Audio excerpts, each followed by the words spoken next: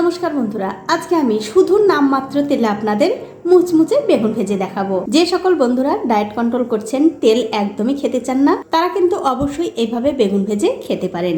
আশা করি এইভাবে বেগুন ভেজে খেলে আপনাদের ভালোই লাগবে। তো বেগুন ভাজা করার জন্য দেখতে পাচ্ছেন এখানে আমি একটা বেগুন আগেই ধুয়ে কেটে নিয়েছি। কাটার পরে কিন্তু আর ধুইনি, তার কারণ কাটার পরে যদি ধোয়া যায় তাহলে কিন্তু এই বেগুনের মধ্যে অনেকটা জল ঢুকে যাবে। সেই জন্য কিন্তু অবশ্যই কাটার আগে এই বেগুনটা ধুয়ে নিতে হবে। এখন আমি এর মধ্যে দিয়ে দিচ্ছি স্বাদ মতো নুন, হলুদের গুঁড়ো, সামান্য একটু লঙ্কার গুঁড়ো, একটুখানি দিয়ে দিলাম গরম মশলার গুঁড়ো, সবশেষে এর মধ্যে দিয়ে দিচ্ছি সামান্য একটু গোলমরিচের গুঁড়ো।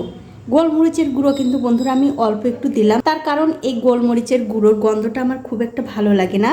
আপনাদের যদি ভালো লাগে তাহলে কিন্তু অবশ্যই আর একটুখানি বেশি করে দিতে পারেন। এবারে সব মশলার সঙ্গে এই বেগুনগুলো খুব ভালো করে মাখিয়ে নিতে হবে। তো দেখুন বেগুন কিন্তু আমি মশলার সঙ্গে খুব ভালো করে মাখিয়ে নিয়েছি। এখন এই বেগুনগুলো আমি এক পাশে রেখে দিচ্ছি। এখন একটা প্লেটের মধ্যে নিয়ে নিচ্ছি একটু আতপ চালের গুঁড়ো, আর এই গুঁড়োর মধ্যেও কিন্তু আমি সেম মশলাগুলো দিয়ে দেব। এখানে দিয়ে দিচ্ছি হলুদের গুঁড়ো, লঙ্কার গুঁড়ো, গরম মশলার গুঁড়ো আর নুন। আমি কিন্তু গোলমরিচের গুঁড়োটা বাদ দিয়েছি, তার কারণ গোলমরিচের গুঁড়োর গন্ধটা আমার একেবারেই ভালো লাগে না। আপনারা চাইলে কিন্তু দিতে পারেন। এবারে সব কিছু দিয়ে এই চালের গুঁড়োর সঙ্গে খুব ভালো করে মিশিয়ে নিতে হবে। দেখুন সব কিছু কিন্তু খুব ভালো করে মেশানো হয়ে গেছে। এবারে যে বেগুনগুলো আমি মশলা দিয়ে মাখিয়ে রেখেছিলাম সেই বেগুনগুলো এই চালের গুঁড়োর মধ্যে দিয়ে একটুখানি কোট করে নিতে হবে। আর আমার এই ছোট্ট চ্যানেলটি যারা সাবস্ক্রাইব করেছেন তাদেরকে অনেক ধন্যবাদ, আর যারা সাবস্ক্রাইব করেননি তাদেরকে সাবস্ক্রাইব করে নেওয়ার অনুরোধ রইল। দেখুন এটা কিন্তু হয়ে গেছে, এটা আমি তুলে নিচ্ছি। তবে বন্ধুরা এই যে চারিদিক দিয়ে যে মশলাটা লেগে গেছে এটা কিন্তু হাত দিয়ে একটু পরিষ্কার করে দিতে হবে, এতে করে এই বেগুন ভাজাগুলো দেখতে ভালো লাগবে। দেখুন ঠিক এরকম এটা হয়ে গেছে। এটা আমি তুলে অন্য একটা প্লেটে রেখে দিচ্ছি। আর এই একই রকম করে কিন্তু সবগুলো বেগুন কোট করে নিতে হবে।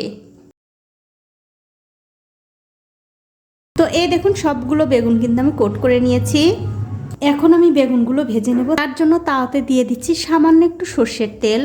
এটা কিন্তু বন্ধুরা নামমাত্র তেল দিলাম। এবারে এই তেলটা তাওয়ার চারিদিকে খুব ভালো করে ছড়িয়ে দিতে হবে।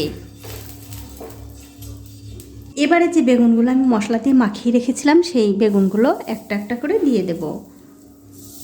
আর অবশ্যই কিন্তু এখন গ্যাসের ফ্লেমটা একদম লোতে থাকবে। তার সাথে আমি দিয়ে দিচ্ছি একটা টমেটো, আমি ছোট ছোট করে কেটে নিয়েছি। বেগুনের সাথে যদি এই টমেটো ভেজে একটু ভর্তা করে নেওয়া যায়, মানে বেগুন ভাজার সঙ্গে খেতে কিন্তু দুর্দান্ত হয়। এটা কিন্তু বন্ধুরা পুরোপুরি অপশনাল। এখন একটা ঢাকা দিয়ে 3 থেকে 4 মিনিটের জন্য এই অবস্থায় রেখে দেবো। তবে এখন কিন্তু বন্ধুরা গ্যাসের ফ্লেমটা অবশ্যই একদম লোতে থাকবে। তো 4 মিনিট পর ওপর থেকে আমি ঢাকাটা তুলে নিচ্ছি। তুলে নিয়ে এই বেগুনগুলো আমি একটু উল্টে দেব। আর দেখুন এই দিকটা কিন্তু মানে খুব ভালো করে ভাজা হয়ে গেছে, তবে আরও একটু ভাজতে হবে।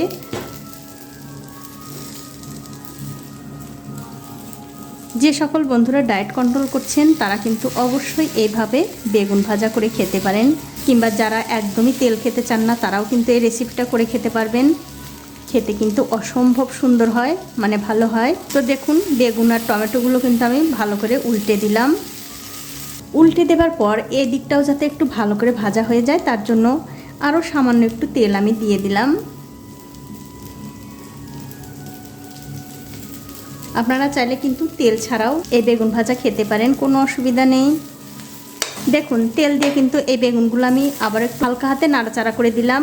তারপর আবারও ঢাকা দিয়ে এই দিকটাও 3 থেকে 4 মিনিট আমি রান্না করে নেব। তবে বন্ধুরা এখন কিন্তু গ্যাসের ফ্লেমটা অবশ্যই একদম লোতে থাকবে। তো 3-4 মিনিট পর আমি আবার উপর থেকে ঢাকাটা তুলে নিলাম। তুলে নিয়ে এই বেগুনগুলো আবার একটু উল্টে দেব। আর দেখুন বেগুনগুলো কিন্তু এদিকটাও খুব ভালো করে ভাজা হয়ে গেছে। আমি আবার একটু উল্টে দিচ্ছি। উল্টে দিয়ে এদিকটাও আবার একটু ভেজে নেব, তবে খুব একটা বেশি না, অল্প একটু সময় ভেজে নেব। আর দেখুন টমেটোগুলোও কিন্তু খুব সুন্দর করে ভাজা হয়ে গেছে। তার সঙ্গে আমি 3টে কাঁচা লঙ্কাও দিয়েছি। এই টমেটোগুলো কাঁচা লঙ্কা দিয়ে খুব ভালো করে ভর্তা করে নেব। গরম গরম ভাতের সঙ্গে খেতে কিন্তু ভীষণ ভালো হয়। তো দেখুন বন্ধুরা বেগুন কিন্তু ভাজা হয়ে গেছে। এখন আমি এই বেগুনগুলো তুলে নিচ্ছি। আর আপনারা কিন্তু দেখেই বুঝতে পারছেন এই বেগুন ভাজাগুলো কত সুন্দর হয়েছে। তো এখন একটা বেগুন ভাজা আপনাদের ছিঁড়েও দেখাচ্ছি কতটা সুন্দর হয়েছে। আমি কিন্তু আগেই বলেছিলাম একদম অল্প তেলে আপনাদের মুচমুচে বেগুন ভাজা করে দেখাবো। দেখুন আপনারা কিন্তু আওয়াজ শুনেই বুঝতে পারছেন কতটা মুচমুচে হয়েছে। তো বন্ধুরা এইভাবে বেগুন ভাজা করে খেয়ে অবশ্যই আমাকে কমেন্ট করে জানাবেন আপনাদের কেমন লাগলো। দেখুন ওপরটা মুচমুচে আর ভেতরটা কিন্তু কত সুন্দর নরম তুলতুলে। তো বন্ধুরা আজ এই পর্যন্তই, দেখা হবে অন্য কোনো নতুন ভিডিও নিয়ে।